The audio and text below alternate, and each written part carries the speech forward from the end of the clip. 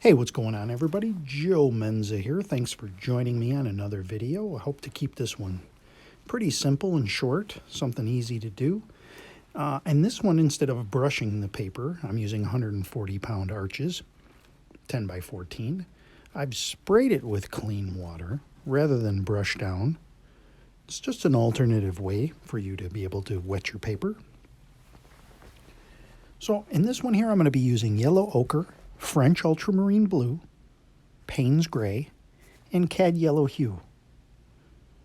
So initially I'm using the yellow ochre, and I'm just brushing on some nice random brush strokes from the corners, top, and side, trying to leave a little bit of light in the center of the paper.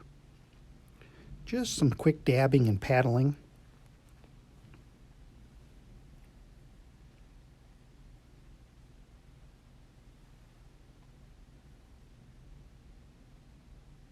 Now I'm coming in with the French ultramarine blue. I've decided to try. And believe it or not, I've never used French ultramarine blue. I've always used just the regular ultramarine blue. Seems to have a little deeper of a tone to it. And I'm coming in from the sides and top with that color. Again, keeping the center region open for some light. And I'm coming in with a little stronger, mixed with just a little bit of Payne's gray. Again, just dabbing and paddling in. Trying to keep that center section open for some light. I do like this French ultramarine blue. This is the Blix brand.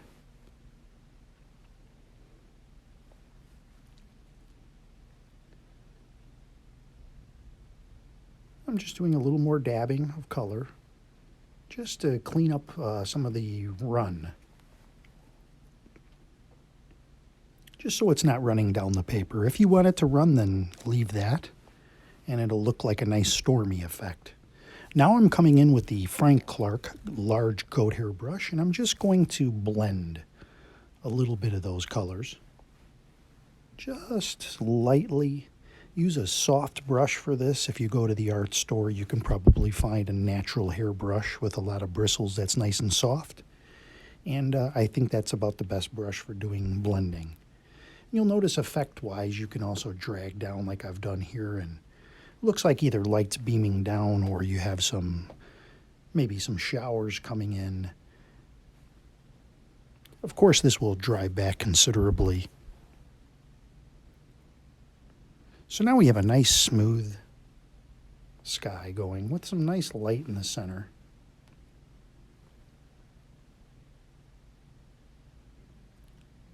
And if you want to, you can take a clean brush and you can create some cloud formations, or you can do what I'm doing here. There's going to be some trees, a line of pine trees going, and I don't want it to clash with the sky. So I'm just opening that up a little bit so it's clear. Dabbing a little bit of that out. So we have some nice contrast between the trees that I'm going to be putting in. And again, I'm just reblending that. Now, if you're using cotton paper, I find that the blending is a little better. If you're using 25% cotton paper like the Fabriano, it'll kind of sit on top a little bit more and it'll stay wetter and has more of a chance to smear. So your mileage may vary. Now I'm coming back in with the yellow ochre, and I'm just going to lay in some initial wash for the bottom and kind of blend that down together.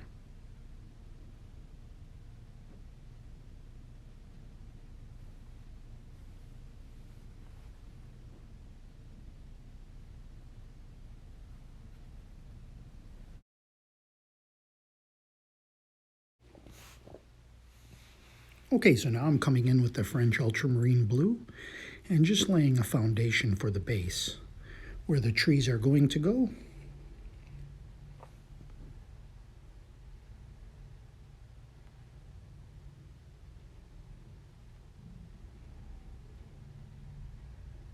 Again, just adding a little bit more water, a little bit more French ultramarine blue.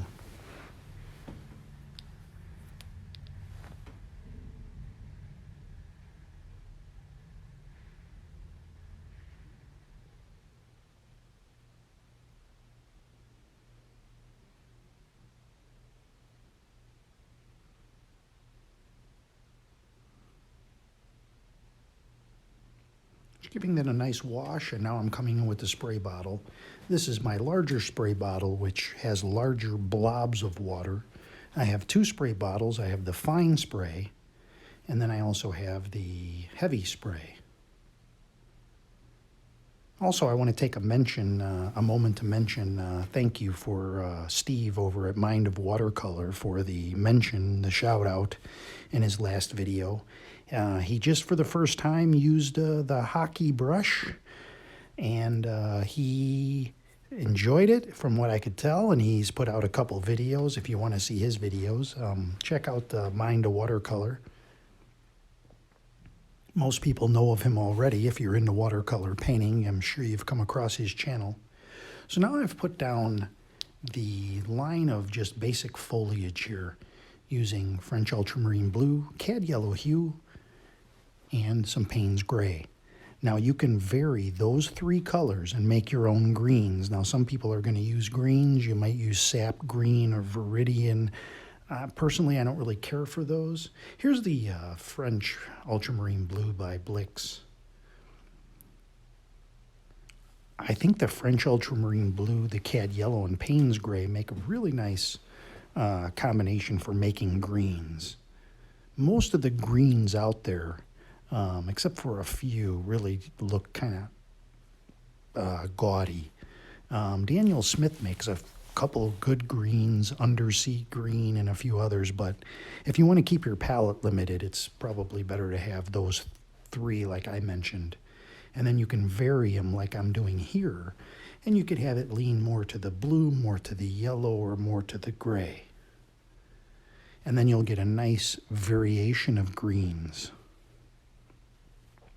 I believe raw sienna and sap green also make a very nice green for mixing. Okay, so now I'm just going to pull down on some of that color, just blend it. It creates a nice misty effect between layers.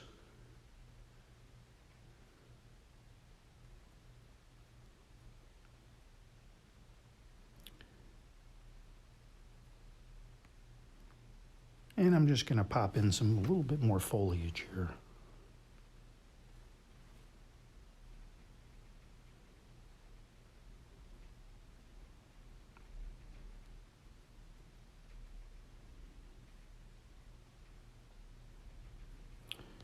Again, coming back in with some darker, with Payne's gray, ultramarine blue. These are all made with the same three colors, so you can see how many colors you can actually make out of those three. A little spray with the spray bottle, give it a little texture, and a little bit of blending with the goat hair brush.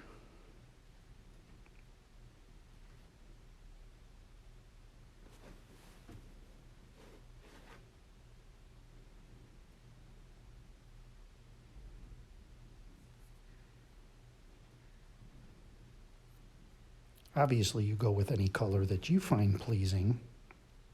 You may like brighter colors.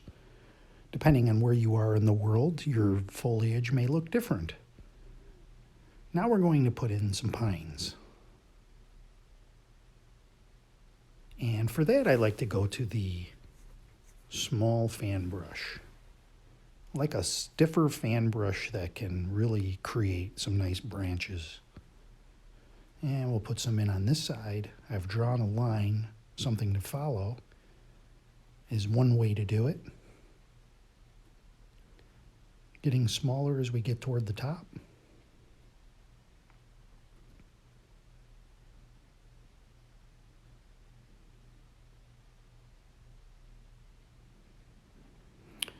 By the time this video comes out, I should be close to 5,000 subscribers. I thank you all for watching. I really hope that people that are subscribing are really enjoying and getting a lot out of their paintings and this has been helpful to them. As you know, I discovered watercolor painting about 3 years ago, and I found it to be such a enjoyable hobby that I thought I'll put out videos that maybe I can explain from my point of view what I've learned, and maybe share and encourage people to try it themselves. So now I'm putting in another tree in here, and I'm putting a little more blue just to show the contrast there.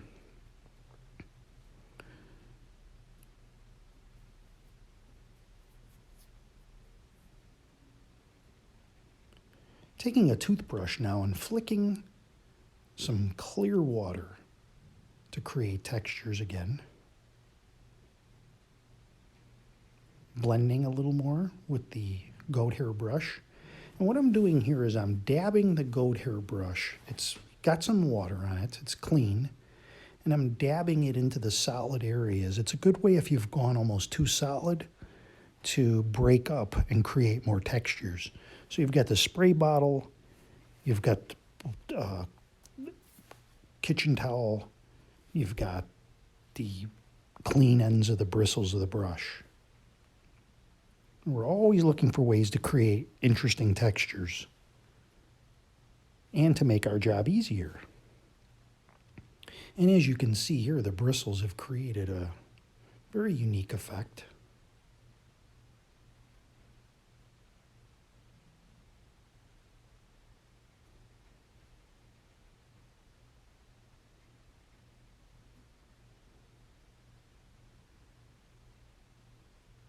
Now that foliage in the back has since been covered up, but it's still there.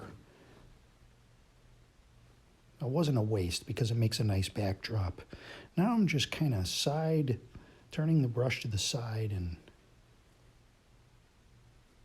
creating some distant, just enough that it looks like maybe there's some trees way out in the distance. And here I'm just dancing in a little bit of foreground. Nothing complicated. Give it a little spray for texture and to break up any solids.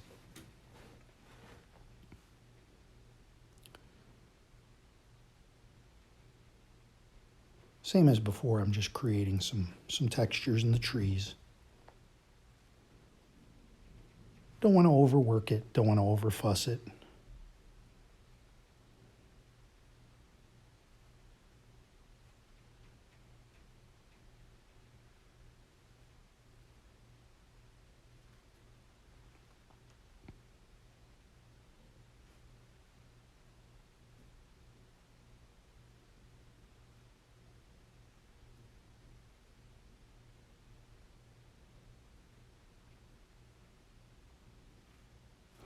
So you can see these trees here, how they have a nice texture to them.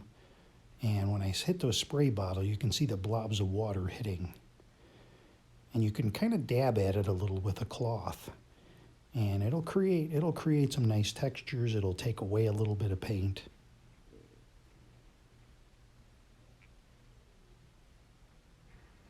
Let's zoom in and see our work. As you can see, the nice light, it's still streaming down. You can see our pine trees with nice texture. And finally, here it is in a frame. Well, thank you so much, everybody, for watching. I really appreciate it. Subscribe and comment below. Thank you.